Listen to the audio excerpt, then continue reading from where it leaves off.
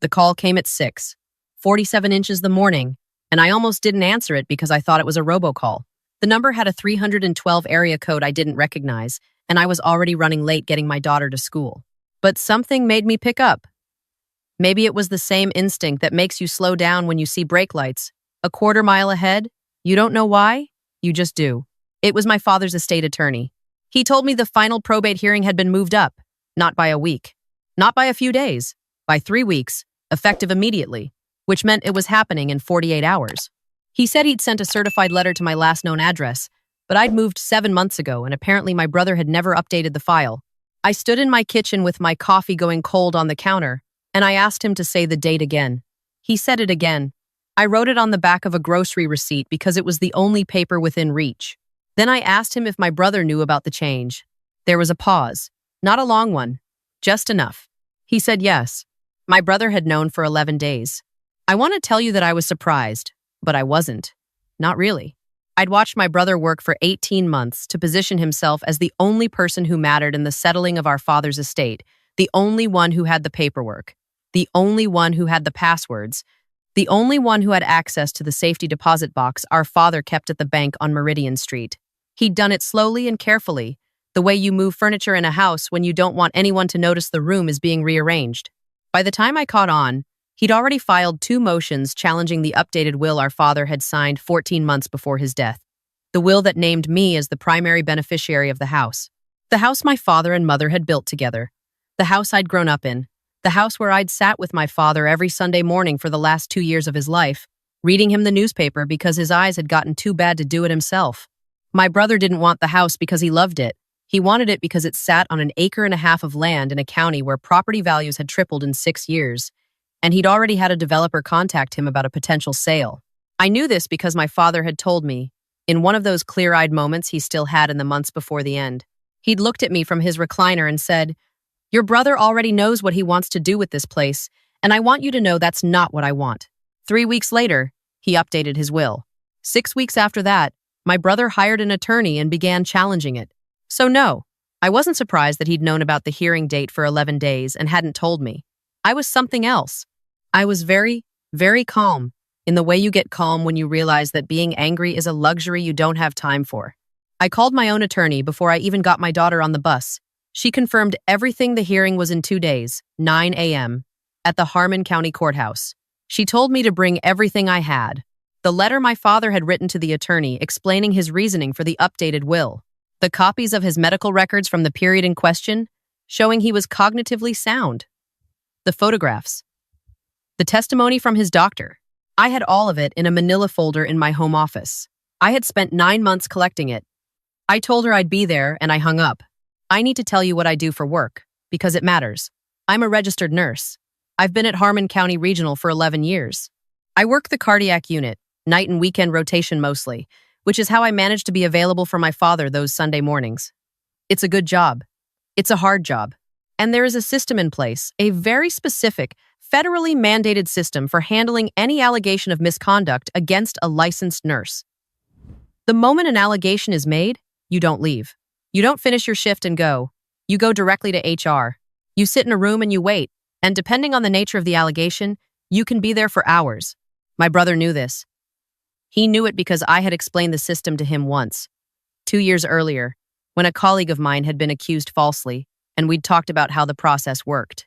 I'd told him in detail, the way you do when you're describing something to a family member just to make conversation, never imagining that one day that information would be used against you like a key someone copied without you knowing. The morning of the hearing, I arrived at the hospital at 6:15.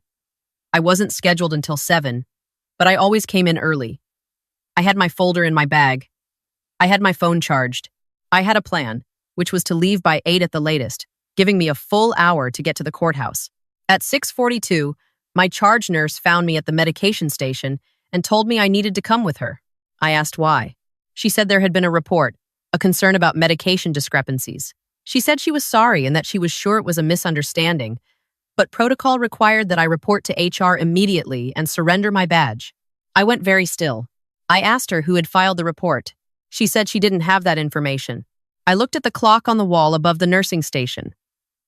It said 6:43. I had 2 hours, and 17 minutes before the hearing started. The courthouse was 22 minutes away. I followed her. The HR office at Harmon County Regional is on the second floor, past the administrative wing, in a suite of rooms that most nurses never have reason to visit. The woman who manages employee relations met me at the door. Her name was Diane, and I had spoken to her exactly once before, when I'd filed a workplace injury report 4 years ago. She looked uncomfortable. That was the first thing I noticed. She wasn't looking at me the way you look at someone you believe has done something wrong.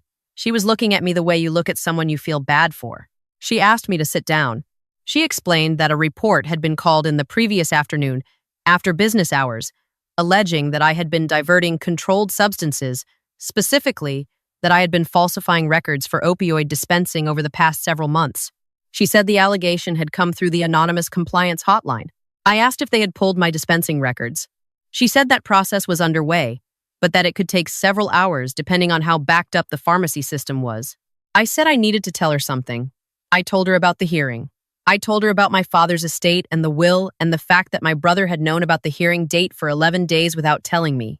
I told her about the conversation we'd had 2 years ago, the one where I'd explained exactly how this process worked, the one that had handed him a blueprint. She was quiet for a moment. Then she said she understood my concern, but that her hands were tied until the records were pulled and reviewed. I asked if I could use my phone. She said yes. I called my attorney first. I told her what was happening. She was quiet for a beat, and then she said, "He actually did this." Not a question, a statement. I said yes.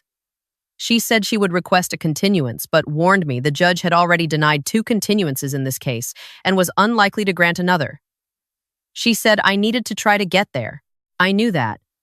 But I also knew I could not walk out of that HR office without being terminated, and losing my nursing license was not something I was willing to risk even for this. So I did the thing I could do, which was pull my own records. Every nurse at our hospital has access to the pharmacy dispensing portal through our employee credentials. It shows your own transaction history, every medication you've accessed, every patient it was assigned to, every timestamp, every co-signature. I opened it on my phone while I sat in that chair, and I started going through it. Months of entries. Everyone was clean. Everyone matched. Every patient. Every dosage. Every sign-off. I took screenshots of every page and sent them to my attorney with a message that said, "Please present this if I'm not there in time." Then I kept going. Here's what I want you to understand about the kind of person my brother is. He is not a stupid man. He is organized and methodical, and he plans ahead. He had thought about this carefully. But careful people still make mistakes, and his mistake was this. The anonymous compliance hotline at Harmon County Regional logs the phone number of every call made to it, even when the caller requests anonymity. The anonymity is for the identity of the reporter, in terms of workplace retaliation protection. It does not mean the number is scrubbed from the system. I knew this because of the same situation with my colleague 4 years ago. Her accuser had used the hotline, and when the accusation turned out to be false, the hospital had been able to identify who made the call. I asked Diane if she could pull the intake log for the report filed against me. She looked at me for a moment, and then she got up and went to her computer. The call had been made at 6:11 p.m. the previous evening. The number on file was a 773 area code.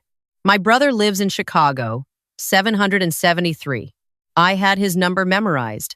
I had called it hundreds of times in my life. I knew it the way you know your own birthday. It matched. I said his name out loud in that office without meaning to. Diane looked at me. I showed her my brother's contact in my phone, and I showed her the number on her screen. She looked at both for a long time. Then she picked up her desk phone and called someone I don't know who. But she spoke in a low voice for about 3 minutes, and when she hung up, she said she was escalating to the compliance director and that I was free to go. I was out of the building at 8:31. I drove to that courthouse the way you drive when the rules of the road are the only thing standing between you and everything that matters. I was not reckless. I was precise. I hit 2 red lights and made up the time on the highway. I parked in the first space I saw that wasn't reserved, and I walked through the front doors of the Harmon County Courthouse at 8:57 a.m. My attorney was standing in the hallway outside courtroom 4, and when she saw me, she let out a long, slow breath like she'd been holding it for an hour. She told me my brother's attorney had already informed the clerk that I was not expected to appear, that I was dealing with a personal matter that had prevented me from attending.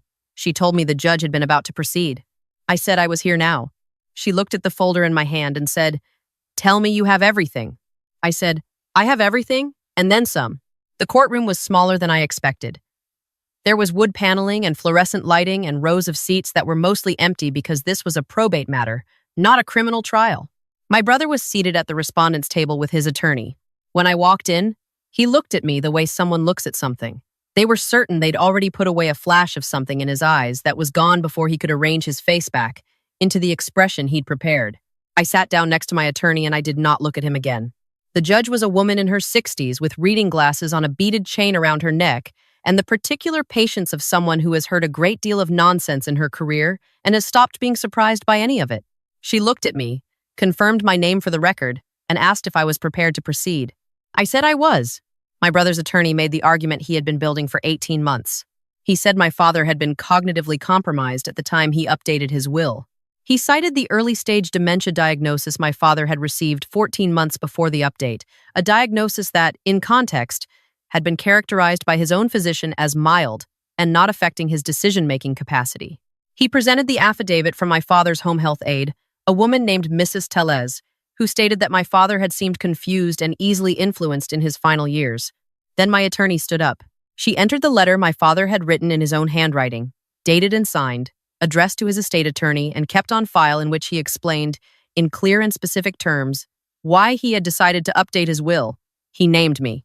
He named the house. He explained that he had become aware of certain conversations my brother had been having with a property developer, and that it was not his wish for the house to be sold. He said he trusted me to honor what the house meant to the family. The letter was 4 pages long, and it was lucid, and it was precise, and it was the most like my father I had heard him sound in years, because when he wrote, the tremor in his voice was gone. My attorney entered my father's medical records from the period surrounding the will update, along with a declaration from his neurologist stating that at no point during that period did my father lack the legal capacity to make financial or testamentary decisions. Then she entered something else. 3 months into the challenge to my father's estate, my attorney had subpoenaed the email records of the law firm my brother had originally retained, not the one representing him now, but the first one, the one that had dropped the case after 6 months. Those records included a chain of emails between my brother and that firm discussing the home health aid. In one email, my brother had written, specifically, that he needed someone who would be willing to say the right things if it came to it, and he asked whether Mrs. Tellez would be receptive. The attorney's response in that chain advised him not to pursue that line and cited ethical concerns. That was likely why the firm had withdrawn. My attorney laid that email chain on the table and let it sit there. The courtroom was quiet in a way that courtrooms get quiet when something has shifted, and everyone in the room knows it, but no one has said it yet. The judge looked at the documents for a long time. She asked my brother's attorney if he had a response. He asked for a brief recess. The judge said, no. Then I asked if I could address something additional, and my attorney nodded. I told the judge about what had happened that morning. I told her about the compliance report, the HR office, the dispensing records that showed nothing irregular, and the call log that showed the report had been made from my brother's phone number the night before the hearing. I put my phone on the table with the screenshots open. My brother's attorney started to object, and the judge raised one hand about 2 inches off her notepad, which was apparently all it took, because he stopped. The judge looked at me for a moment. Then she looked at my brother. Then she looked back at the documents in front of her, and she was quiet long enough that the only sound in the room was the ventilation system. She said, "This court finds no basis to invalidate the will executed by the deceased on the grounds presented." She said the evidence of cognitive capacity was clear and well documented. She said the allegations regarding the home health aide's testimony warranted further review and that she would be referring the matter to the county attorney's office. She said she was also referring the matter of the compliance report to the appropriate authorities for review of potential obstruction. And then she looked at me and she said, "The house passes to you as written." I sat with that for a second. Just a second. My attorney put her hand on my forearm and didn't say anything because there wasn't anything to say. My brother left the courtroom without looking at me. His attorney gathered papers with the deliberate movements of a man who is professionally accustomed to losing but personally embarrassed about this one. The clerk stamped documents. The judge moved to the next case on her docket. I sat in that wooden chair until the room had mostly emptied. And then I gathered my folder and my phone and my bag and I walked out into the hallway where the fluorescent lighting buzzed faintly above the gray carpet and the smell of old wood and coffee from somewhere nearby. My attorney walked out beside me. She said, "You know this isn't entirely over. There may be an appeal. There will be paperwork for the next several months. There are details. I said I knew. She said, but the finding stands. The house is yours. I said I knew that too. What I didn't say to her, what I haven't said to many people, is what I thought about on the drive home. I thought about my father in his recliner with the newspaper and the way he used to hold the pages up close because even with his glasses, the print swam on him. I thought about how he'd never asked me to fight for the house. He'd only ever asked me to read him the sports section and then the weather, because he liked knowing what was coming even when there wasn't much he could do about it. I thought about the letter he'd written to his attorney, 4 pages in his careful handwriting, explaining everything, making sure the record was straight. He'd known, at some level, that things were going to get complicated after he was gone. He'd always known my brother was capable of this kind of maneuvering. He just hadn't wanted to say it out loud while he was alive, because he was a man who still believed in the possibility of people choosing to do the right thing. So he'd done what he could. He'd written it down, he'd put it somewhere safe, he'd left me the tools I needed and trusted me to be the kind of person who would show up and use them. I thought about that the whole drive home. The fact that he'd trusted me that much. I didn't cry until I was in my driveway with the engine off, and then I let myself cry for about 4 minutes. And then I went inside to call my daughter's school and tell them I'd be picking her up early because we were going to go for a drive to a house on the other side of the county, the one with the big oak tree in the front yard and the porch that needed repainting, and I wanted her to see it in the afternoon light. She asked me whose house it was. I said ours. I want to say one more thing, because I know there are people reading this who are in the middle of something similar. Maybe it's a will, maybe it's a property, maybe it's something else entirely, but the shape of it is the same. Someone you should have been able to trust is using the systems and structures around you to wear you down, to make you miss the window, to make the effort feel not worth it. I want you to know that the documentation is everything. Every email, every date, every phone call, every letter, especially the handwritten ones, every timestamp. Save it all and save it somewhere they can't reach, because the moment you have it, you have something they cannot take back. They can delay you. They can obstruct you. They can call your workplace and they can move the hearing date and they can try to keep you in a room on the 2nd floor of a building across town while the clock runs down. But they cannot undo what has already been written down. My father understood that. He understood it better than I did, and he made sure I had what I needed before he couldn't anymore. The house is ours. The oak tree is still there. The porch still needs paint, and I am going to paint it this spring, and my daughter is going to help me. And when she asks me whose house it was before ours, I'm going to tell her it belonged to a man who loved us enough to write it down. That's all. That's the whole story.